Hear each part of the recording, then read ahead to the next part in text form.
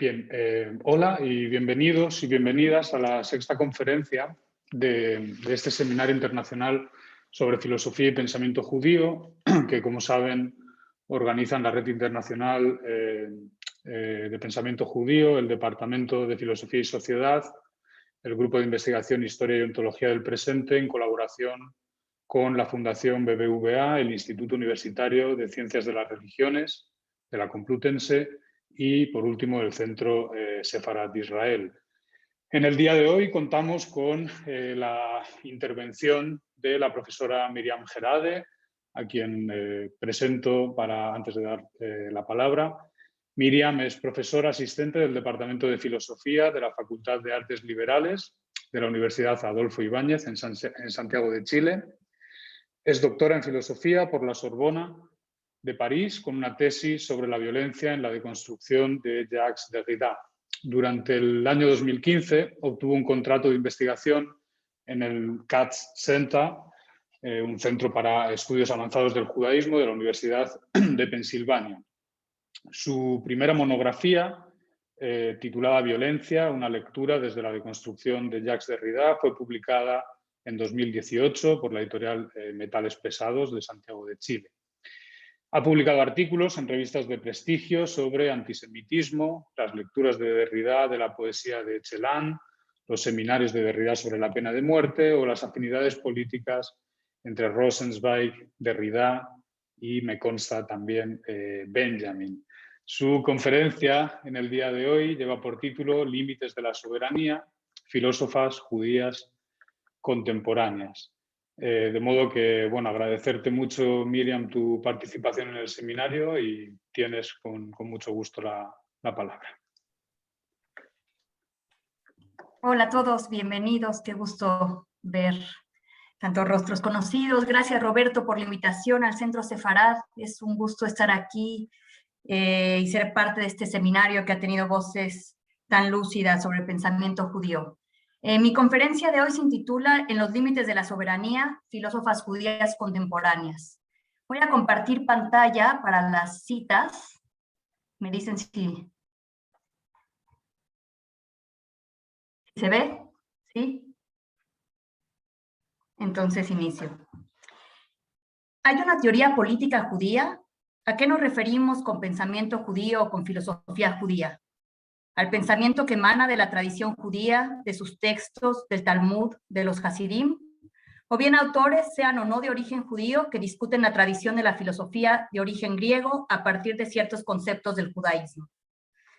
Cuando hablamos de teoría política judía, ¿nos referimos a las instituciones, los tipos de gobierno y las leyes que han regido dentro de las comunidades judías? ¿O bien hacemos alusión a cómo las experiencias del pueblo judío en la historia han dado lugar a reflexiones sobre lo político? Por ejemplo, la experiencia de los judíos alemanes en el siglo XX se ha vuelto paradigmática para pensar al sujeto político moderno, para cuestionar el estatuto de ciudadano y el lugar de la religión en el Estado. No es a esa tradición a la que voy a apelar aquí, sino al trabajo de 3 teóricas políticas judías contemporáneas que han indagado sobre la tradición de pensamiento político judío y plantean, a partir de la experiencia diaspórica del pueblo judío, la posibilidad de pensar una política sin soberanía o en los límites de la soberanía. La soberanía se ha definido tradicionalmente como el poder político supremo que corresponde a un Estado independiente en un territorio particular. Dado que el pueblo judío permaneció sin un Estado soberano hasta 1948, se puede pensar una política judía o una tradición política judía. La apuesta es entonces redefinir la política o lo político fuera del marco del Estado, con el fin de pensar la acción política en los límites de la soberanía. Las comunidades judías en la diáspora nos enseñan que puede haber una política al margen de la soberanía, ahí donde es necesario tanto negociar como resistir al Estado. Liora Batnitsky, Julie Cooper y Bonnie Honig, esas son las 3 pensadoras contemporáneas que voy a revisar hoy. No sé si ellas se consideran filósofas o, siguiendo a Hannah Arendt, se definirían como teóricas políticas.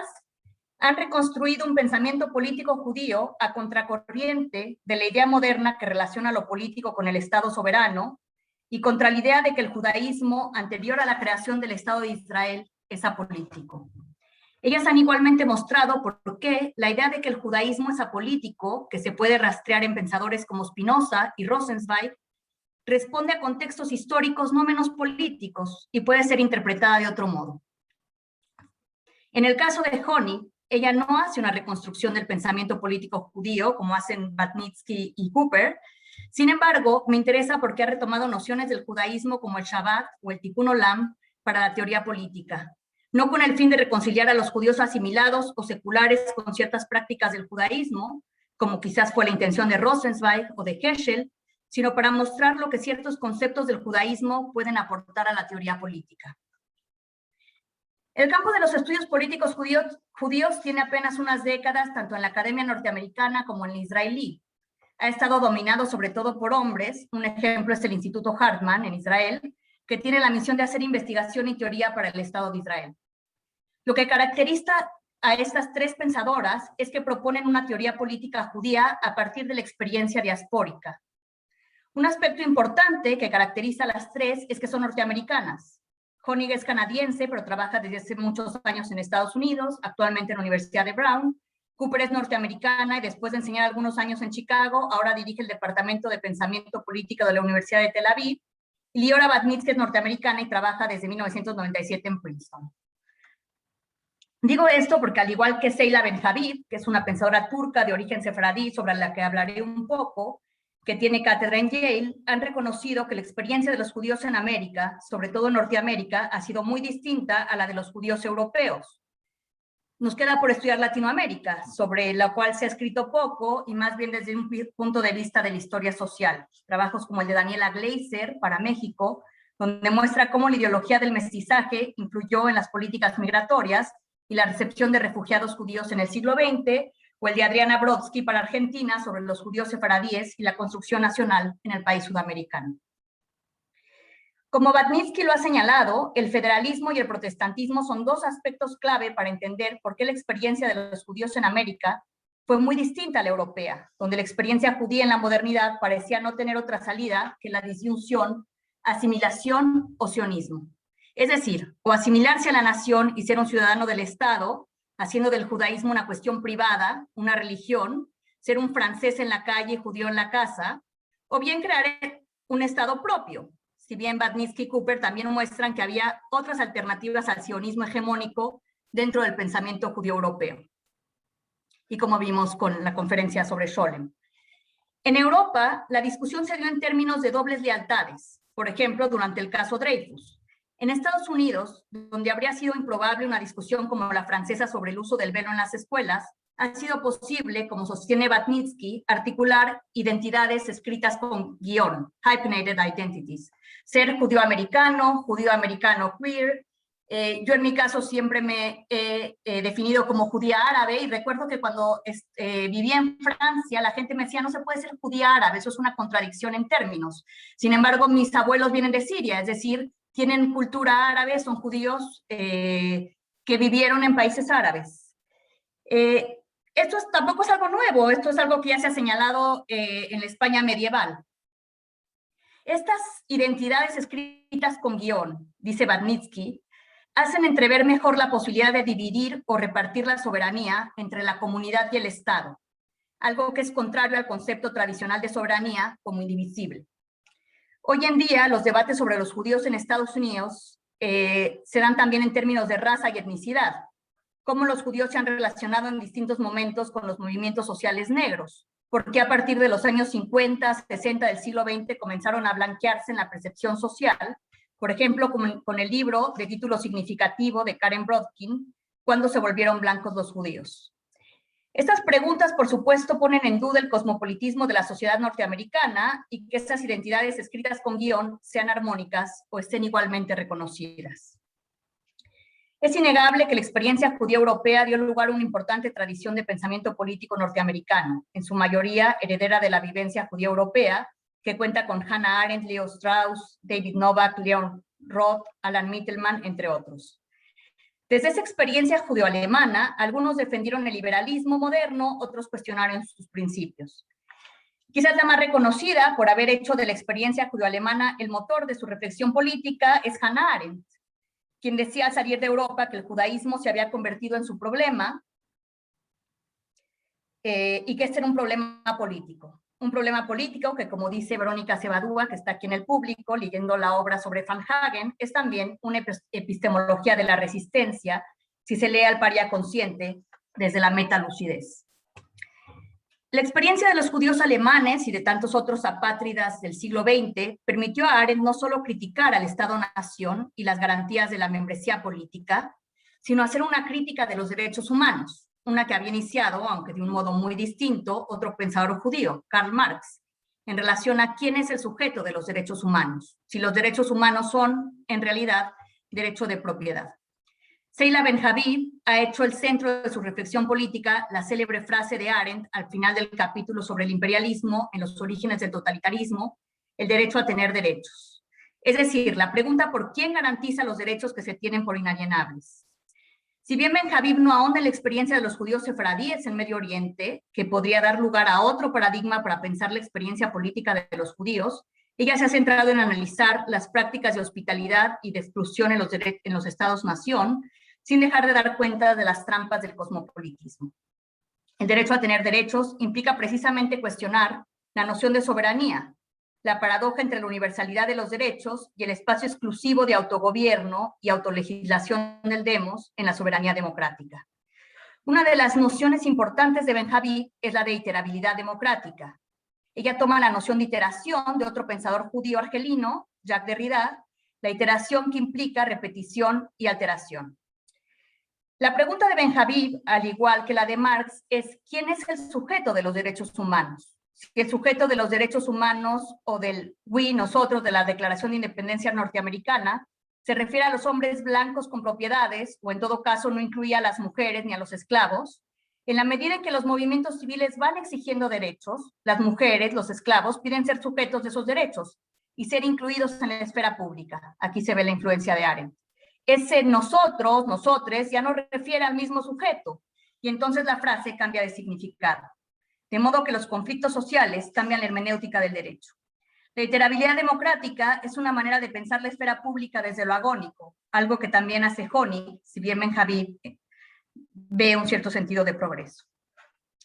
Curiosamente, Badnitsky y Cooper no se basan en Arendt, mientras que Honig siempre vuelve a ella con aproximaciones poco evidentes, como interpretaciones feministas o la dimensión judía de un texto considerado tan griego como la condición humana. Arendt es fundamental para pensar una teoría política judía, no solo una teoría política desde la experiencia judía. Justamente en los orígenes del totalitarismo, principalmente en el capítulo dedicado al antisemitismo, Arendt sostiene que la tragedia de los judíos modernos, ciudadanos de estados-naciones, fue haber convertido la cuestión judía en una cuestión social o personal. Cito, es la cita que tienen. El reformador judío que transformó una religión nacional en una denominación religiosa con la idea de que la religión es un asunto privado, el revolucionario judío que pretendía ser un ciudadano del mundo para desembarazarse de la nacionalidad judía, el judío culto, un hombre en la calle y un judío en casa, cada uno de estos lograron convertir una cualidad nacional en un asunto privado. El resultado fue que sus vidas privadas, sus decisiones y sentimientos se convirtieron en el verdadero centro de su judeidad. Fin de la cita. Es decir, el problema, según Arendt, está en despolitizar el judaísmo.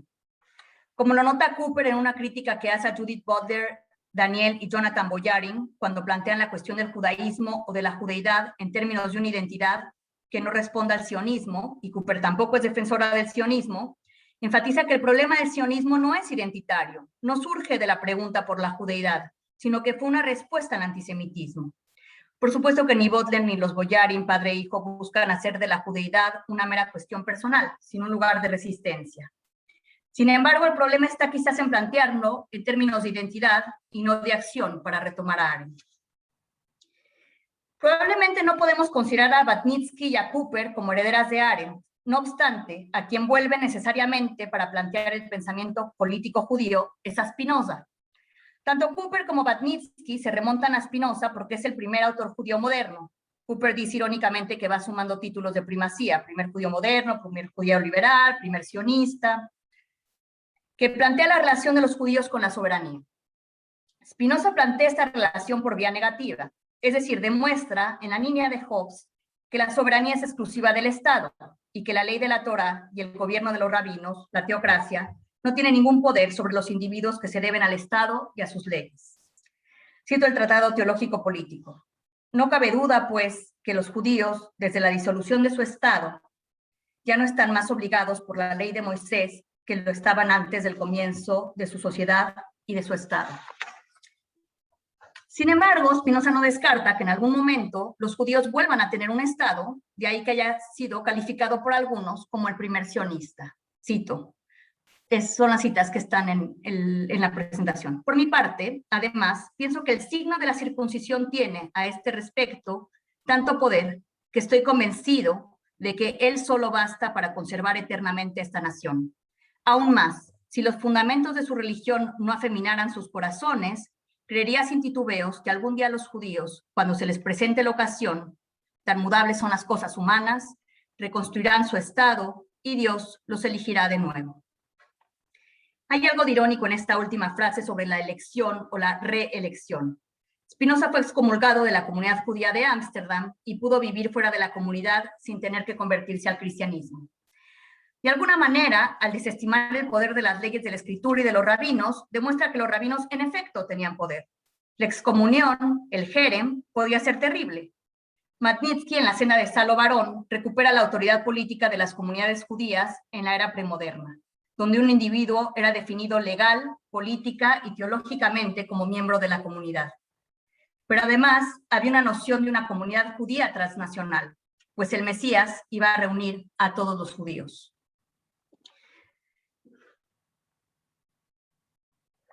Para la diáspora judía es importante pensar una teoría política judía al margen de la soberanía. En las comunidades judías había un autogobierno, existían mecanismos para hacer cumplir la ley, sin que la ley rabínica se superponga necesariamente a la ley del Estado, Din HaMalkut. Claro que siempre estaba viva la discusión sobre el límite de la ley del Estado frente a la ley de la Torá. Sin embargo, subraya Magnitsky, ni la ley del Estado ni la ley rabínica eran completamente soberanas, sino que la soberanía tenía que ser continuamente negociada. Esto es contrario a la noción moderna que tiene Spinoza de la soberanía incondicional, una e indivisible. Magnitsky retoma a Spinoza y a Mendelssohn para mostrar cómo se fue configurando principalmente en la Haskalah la idea de que el judaísmo es completamente apolítico.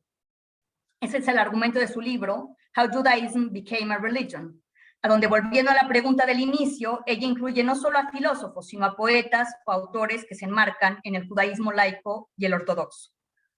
Es decir, antes de la modernidad, el judaísmo no fue una religión. Nace la religión judía con esos autores que llevan el judaísmo a la esfera privada. La propuesta de Magnitsky, a partir de una lectura de autores judíos norteamericanos, es mover la ecuación entre política y soberanía. Cooper va igualmente a trabajar con la ecuación política y soberanía, pero tiene otra lectura de Spinoza. Ella hace una comparación entre el capítulo 5 y el 17 del Tratado Teológico Político. En el capítulo 5, Spinoza retoma la figura de Moisés, quien basaría su poder en el engaño.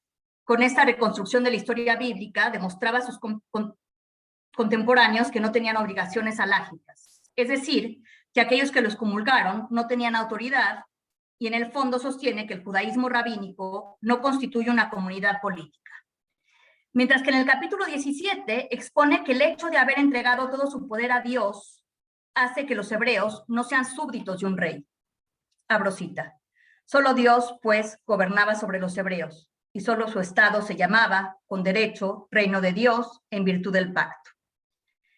De acuerdo con Cooper, no hay una abdicación de lo político en la teocracia, sino que hay posibilidades políticas al hacer de Dios el poder supremo, pues todas están en condición de igualdad en el pacto. En el capítulo 17, Spinoza muestra que el Estado teocrático es administrado y que había instituciones políticas funcionales y una división de poderes. Cito. En efecto, el derecho de interpretar las leyes y de comunicar las respuestas de Dios estaba en poder de uno, mientras que el derecho y el poder de gobernar el Estado según las leyes ya explicadas y las respuestas ya comunicadas estaba en manos de otro. Fin de la cita. Cooper sostiene que las interpretaciones liberales y sionistas de Spinoza ven solo una crítica a la teocracia y no la viabilidad de una política sin soberanía. Según Cooper, Spinoza expone la manera en que una comunidad se organiza con principios ajenos a un poder soberano absoluto, y esto plantearía alternativas sobre la configuración del poder coercitivo. Spinoza capturaría la dinámica de las comunidades judías en la diáspora. Esta interpretación, que va en contra de la idea de que la teocracia impide o forcluye lo político, da lugar a Cooper a pensar en la agencia política de las comunidades judías, algo que va a ser a partir de Simón Dubno, un historiador judío ruso que defendió la autonomía de las comunidades y la necesidad de la diáspora. Esto no haría, según Cooper, un Estado dentro del Estado, recordando un eslogan antisemita, sino que el Cajal, la aljama de la España medieval y otras instituciones de autogobierno en las comunidades judías a lo largo de la historia han sido un modelo innovador de organización política. Justamente mi interés en estas autoras reside en que, y con esto recapitulo el argumento que he ido desarrollando en esta conferencia. Primero, en primer lugar, recuperan una tradición de pensamiento político judío y hacen una crítica a la idea de pasividad política del pueblo judío. Esto permite además criticar lo que Salo Barón llamó la historiografía lacrimógena, la idea de que hay un continuum histórico del libro bíblico de Lamentaciones a la Shoah, donde el pueblo judío ha sido exiliado, oprimido y aniquilado, para mostrar que esa historia no es un continuum de lágrimas, sino que no es un continuum en absoluto y que ha habido múltiples maneras de organizarse políticamente en la diáspora. En segundo lugar, hay un aporte en pensar lo político al margen de la soberanía del Estado, o mejor dicho, pensar si la agencia política puede prescindir del Estado. Las posibilidades de definir la acción política de una comunidad al margen del Estado y sus instituciones permite pensar lo político en los límites de la soberanía. Entonces, esos son los dos argumentos que estoy tratando de desarrollar. Sobre el primer punto, se trata de entender tanto las razones políticas por las que ciertos autores sostuvieron que el pueblo judío era político, con Spinoza eso se puede ver claramente, y cómo se puede leer de otra manera a estos autores para rescatar un pensamiento político al margen de la soberanía, lo que conduce al segundo punto. Franz Rosenzweig es un ejemplo interesante, porque no sigue a Spinoza, es decir, no piensa que un Estado soberano sea la única posibilidad para la nación judía, no funcionista, ni tampoco tomó la vía de otros nacionalismos, como se ocurrió en el caso alemán con Hermann Cohen. En La Estrella de la Redención, Rosenzweig critica la unión entre el pueblo y el Estado, lo que llama política mesiánica. Los pueblos del mundo buscan en la guerra su autoconservación, pero en realidad van hacia la autodestrucción, dice Rosenzweig. A esa temporalidad en la que está afincada todo Estado soberano, Rosenzweig opone la vida según el calendario litúrgico del pueblo judío. Abro cita. Y por esto la verdadera eternidad del pueblo eterno tiene que permanecer siempre ajena al Estado y a la historia universal y hasta hacerles enojosa. A las horas de eternidad que graba el Estado con espada poderosa, las épocas de la historia universal, en la corteza del árbol del tiempo, ese árbol que crece, el pueblo eterno opone, sereno y sin inmutarse, año tras año, un anillo tras otro en torno del árbol, su vida eterna. La lectura más conservadora de Rosenzweig, que de alguna manera instituyó Nahum Glatzer, es que el pueblo judío es radicalmente apolítico o impolítico, pues sitúa su existencia fuera de la historia mundial, al margen de la vida pública, y plantea una comunidad concentrada en la liturgia y en las horas festivas. Otra lectura posible es que plantear una comunidad que hace una ruptura con la temporalidad soberana es ya un pensamiento político basado en la condición diaspórica del pueblo judío, una teología política supranacional y anárquica. Un buen ejemplo de esto último es la interpretación que Bonnie Honig hace del concepto de milagro en Rosenzweig, como un contrapunto a Carl Schmitt. Mientras que Schmitt entiende el milagro como una suspensión del orden natural, que sería análoga a la suspensión excepcional del orden jurídico por parte del soberano, Rosenzweig entiende por milagro más bien la profecía del Dios de la revelación. Cito, el milagro es esencialmente signo, dice Rosenzweig. Y este signo necesita de testigos y de una vivencia de la temporalidad como irrupción. No se trata ni de una reivindicación de la trascendencia ni de una antiteología al modo racionalista, sino un modo de vivir la teología en la inmanencia, que implica una comunidad a la escucha del testimonio y una temporalidad abierta que, como señaló Honig, propone una política distinta a la de Schmitt, a saber, una más democrática. Cito a Honeck, tienen la cita en inglés, esa es una traducción mía. Me siento atraída por Rosenzweig porque entendió que la única manera de combatir la problemática alteridad de la teología no era mediante una antiteología inmanente, sino más bien mediante una teología alternativa, una teología inmanente. En la teorización de Rosenzweig del milagro como un acontecimiento que presupone tanto la profecía como una cierta receptividad entre los testigos, encuentro importantes recursos para salir de la influyente afirmación de Schmidt, ampliada por Agamben, de que el estado de excepción es análogo al milagro.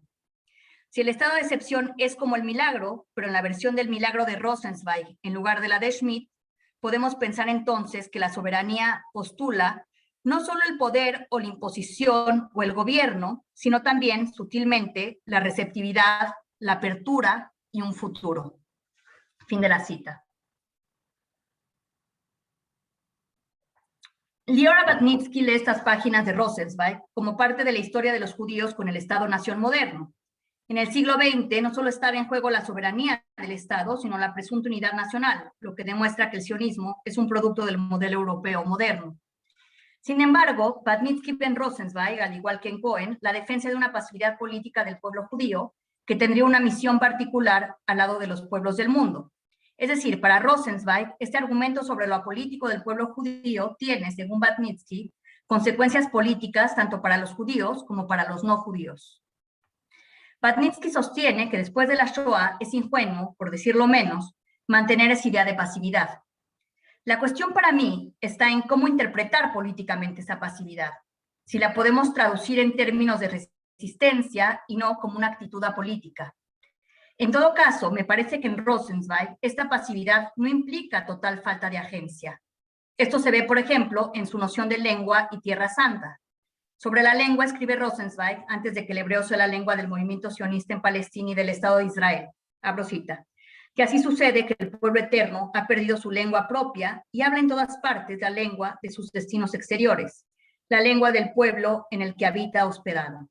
Incluso cuando habla la lengua del pueblo que lo hospeda, cierto vocabulario propio, o por lo menos una selección propia partiendo del vocabulario de la generalidad, o una manera propia de situar las palabras en la frase, un sentimiento propio. Cierro cita. Es decir, el pueblo eterno no tiene una lengua propia y por otra parte la lengua sagrada no es una lengua muerta, sino la lengua de oración. Sin embargo, las lenguas judías, como el judío español y el yiddish, muestran que no solo habla la lengua del pueblo que lo hospeda, sino que imprime una singularidad y a la vez crea un sistema lingüístico propio. Interviene la lengua del huésped. Esto podría interpretarse también desde la búsqueda derridiana de una incondicionalidad sin soberanía, de la cual uno de los ejemplos que da en Canallas es, cito, la invención poética de un idioma cuya singularidad no cedería a ningún nacionalismo. Como segundo punto, es decir, además de leer políticamente la tradición de pensamiento judío, se propone mover la ecuación de política y soberanía. Cooper hace una crítica a la idea de pasividad entendida desde la ejemplaridad ética, que dejaría de lado la discusión sobre las instituciones, las prácticas y las políticas de las comunidades judías, sobre todo para mostrar que se puede resistir al imperativo del Estado-nación y al sionismo hegemónico sin abandonar una aspiración de autogobierno. Esto requiere apostar por Nugno, quien reconocía la autonomía de las comunidades judías, las leyes y autogobierno del Kahal, y no por Spinoza, es decir, apostar por la comunidad política y no por el Estado. Se trata entonces de cambiar la noción de política heredada de la tradición, que no hay política sin poder soberano, que la soberanía requiere de un espacio territorial, que la membresía en el demos se deriva de la identidad nacional, que la autodeterminación requiere una correspondencia entre la nación y el Estado. Estas premisas dan también a entender lo fallido de una solución como los dos estados, en donde judíos y palestinos tendrían cada uno un estado étnico o nacional. Esto es resultado, como lo han señalado los Boyarin, del hecho de que los teóricos o filósofos judíos siempre conciben el judaísmo y el sionismo como parte de la historia europea, y me parece que solo Derrida cuenta una historia con espíritu de colonial. Salir de la ecuación política-soberanía requiere, dice Cooper, de imaginación. La imaginación política permitiría pensar de otra manera la agencia política en relación con la membresía política. último, quisiera exponer la interpretación que Bonnie Honig hace del Shabbat, porque recoge el argumento que estamos trabajando. Por un lado, ella hace una lectura política del Shabbat a partir de Rosenzweig, a contracorriente de quienes lo han leído como un pensador apolítico. Y por otro lado, muestra las posibilidades políticas del Shabbat judío en sus tres formas: el día sábado, el año sabático y el jubileo. Honig retoma los escritos de Rosenzweig y Herschel sobre el Shabbat para contraponerlos a la noción de inoperancia, creo que así se traduce en español, inoperositad de Agamben, quien retoma el Shabbat porque se suspenden ciertas actividades. Hay 39 melajot o actividades que los judíos deben abstenerse de hacer en Shabbat: cocinar, escribir, manejar, prender fuego. Si bien las que le interesan son las que sí se permite hacer, dice Honig, de manera festiva, como caminar a la sinagoga, caminar sin prisa, sin propósito. El Shabbat le permite a Agamben presentar una noción de uso nuevo que no es meramente estética, sino una cena en común, como el comer, que sería contrario a la profanación, al tratarse de una sacralización de lo cotidiano. Honig retoma de Agamben la relación de la inoperancia con el cuerpo, un cuerpo festivo. Sin embargo, le critica a Agamben que pase por alto el hecho de que el Shabbat, en las formas del sabático y el jubileo, son una exigencia de equidad y de redistribución. En el Levítico 25, Dios le habla a Moisés en el monte Sinaí y le pide transmitir al pueblo. Cito una traducción al español. Cuando hayáis entrado en la tierra que yo voy a daros, la tierra tendrá también su descanso en honor de Yahvé. 6 años sembrarás tu campo, 6 años podarás tu viña y cosecharás sus productos. Pero el 7º año será de completo descanso para la tierra. Un sábado en honor de Yahvé, no sembrarás tu campo ni podarás tu viña. No sesgarás los rebrotes de la última siega, ni vendimarás los racimos de tu viña sin podar. Será año de descanso completo para la tierra.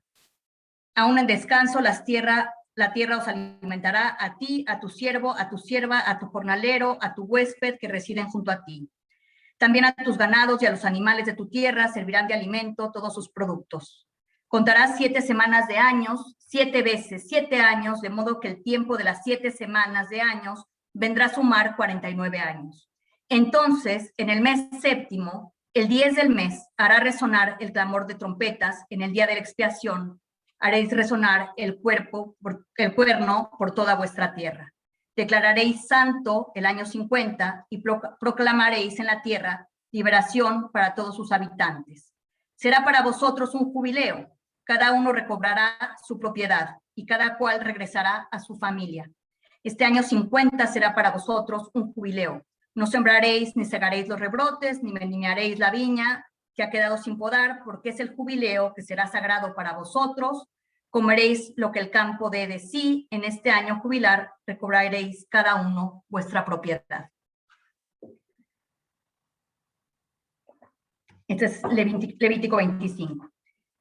Honig habla de un Shabbat de la equidad, tomado como la base el Shabbat del Señor, el sabático cada 7 años, la Shemitah, en el que se descansa la tierra, y según el Éxodo 23, se deja que los pobres recolecten el fruto de la tierra, y el jubileo, que se conmemora 50 años, es decir, el año siguiente al múltiplo de 7 por 7 años, en el que se proclama la emancipación de los esclavos, la restauración de las tierras y la cancelación de la deuda, según Deuteronomio 15. Yovel no tendría el mismo étimo que júbilo en latín, que participa del campo semántico de la alegría estentoria, sino que resulta de la raíz trilítera de Yod Bet Lamed, que significa traer, enviar de vuelta a casa o liberar. Honig sigue a Rashi en cuanto a la unión del Shabbat al 7º día, la Shemitah y el Yovel.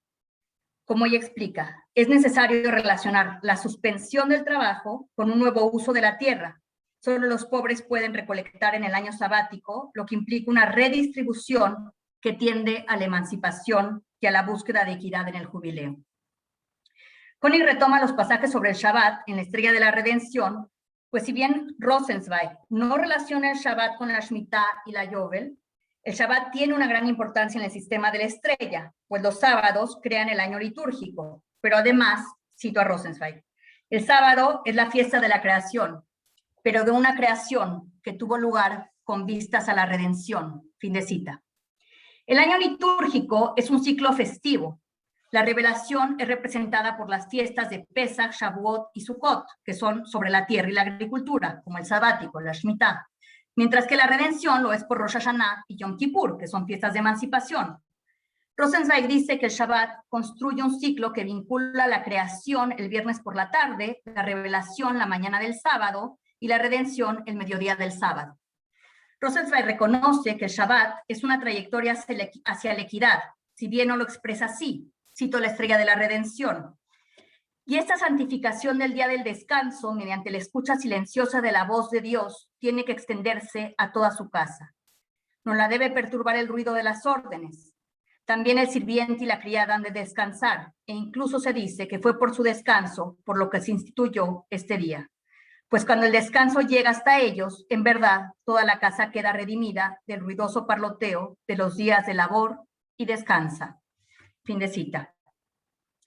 Rosenzweig lleva eso también al cuerpo, a la comida, a un renacimiento corporal en una comida que no solo es un nuevo uso, un comer por placer o sin prisa, sino que la comida en la que se reúnen en torno a la mesa todos los miembros de la casa. Rosenzweig escribe, cito, aquí todos son iguales a los demás y cada cual, viviendo para sí, está sin embargo unido a todos los otros. Me voy a saltar la parte del hablar que merecería un análisis que Honig deja apenas esbozar. Hablar es cosa que se puede hacer en las calles y en las plazas, tan pronto como las gentes casualmente se encuentran. En cambio, comer en común siempre significa una comunidad real, causada y causadora. En este compartir la comida común, que es en sí sin palabras, se expone la comunidad como real y viva en medio de la vida. Fin de la cita. Cierto que a pesar de que esta comunidad está al margen de la soberanía, e inclusive podríamos decir que hay una destrucción de la soberanía en el jubileo y una suspensión de la jerarquía en el Shabbat, esta nivelación no es apolítica. Honig lee el jubileo como un tikkun olam, concepto que usa también para analizar la interpretación que hace Arendt del juicio de Eichmann, es decir, una corrección del mundo, una redistribución. Por último, Honig lleva el Shabbat a la acción arendtiana, si bien Arendt no se basó en Rashi, sino en San Agustín. El Shabbat puede ser un ejemplo de acción política si no se reduce al descanso, menujá, sino de una cuenta en ceros, como se hace en el Yom Kippur, con los votos y los juramentos. Sin embargo, no propone únicamente una amnesia de la deuda. El Kol Nidrei, dice Honig, es también un acto de habla, una declaración, tanto como el contar en comunidad. Para Rosenzweig hay un deber de contar dentro del calendario. No es una cuenta individual, sino colectiva. Y dice Honig, esta puede ser una práctica de rendir cuentas, accountability, un mecanismo de autogobierno, un tiempo alterno al de la soberanía. Esta lectura de Honig ejemplifica que, por un lado, se puede leer la tradición de pensamiento judío políticamente, que un autor como Rosenzweig se puede interpretar políticamente cuando no se iguala lo político a la soberanía. Esto último promete relecturas muy fecundas de la tradición de la filosofía judía. Por otra parte, hay que recordar que la experiencia de las comunidades judías ha sido la de una política en los límites de la soberanía, en negociación con ella, pero también en resistencia. Me parece que lo que las tres pensadoras judías que he analizado nos recuerdan es que las comunidades judías nos pueden enseñar cómo pensar lo político al margen de la soberanía, que permite también pensar una teoría política judía o una teología política judía como resistencia, del Shabbat, una resistencia a la temporalidad del reino del trabajo y una emancipación de la desigualdad. Hay tres aspectos que me gustaría señalar para concluir, de por qué me parece importante y hasta urgente recuperar una tradición de pensamiento político judío. El primero, ya lo mencioné antes, evita hacer un continuum de una historia judía lacrimógena con fines ideológicos, que deja de lado la experiencia política de las comunidades judías y que Batnitsky y Cooper han retomado para pensar la política en los límites o al margen de la soberanía. El segundo es ir más allá de la cuestión de la identidad judía. Si bien entiendo que una autora como Butler, en Parting Ways, escribe dentro del contexto de la identity politics americano y de las propias comunidades judías en Estados Unidos, tanto como Rosenzweig respondía al conflicto de los judíos frente al Estado-nación y daba una respuesta a la dicotomía asimilación o sionismo, no todo el problema político se puede reducir a una cuestión de identidad o de pertenencia. Es necesario hablar de instituciones, leyes, gobierno, políticas públicas. Como escribe Cooper, el conflicto israelo-palestino, la crisis de los dos estados, no se va a resolver con identidades híbridas o con reivindicar una cierta pertenencia, sino con imaginación política, y en ese sentido sugiere que la experiencia diaspórica del pueblo judío podría ayudar a pensar formas de autogobierno al margen de la soberanía del Estado. Y el tercero es señalar los peligros de una ética ejemplar, y creo que para ello ayuda mucho a entender el abordaje político que hace Honig de un autor como Rosenzweig, que ha sido leído como un autor apolítico e impolítico a partir de una ética de la heteronomía como pasividad que sería ajena no solo a la agencia política, sino a una demanda de equidad, y que, como señala Derrida, esta ética tiene derivas nacionalistas. Y cito a Derrida: esta interpretación sutil, retorcida y egocéntrica de la elección que puede conducir, lo sabemos también, al Estado nacionalismo en sus formas más violentas, incluso militaristas y colonialistas, aun si la elección se da en términos de deberes morales. Fin de cita. El nacionalismo, que se basa en hacer de una particularidad o una diferencia irreductible una vocación a la ejemplaridad universal. Más que una elección por la responsabilidad ejemplar, me parece que la apuesta está en el paria consciente del Azad que Arendt contrapone a Herzl y que se caracteriza por una sensibilidad hacia la injusticia que exige movilizarse políticamente junto con otros grupos oprimidos en una resistencia que no es pasiva y que permite desplazar la ecuación entre lo político y la soberanía. Muchas gracias. Gracias. Les dejo algunas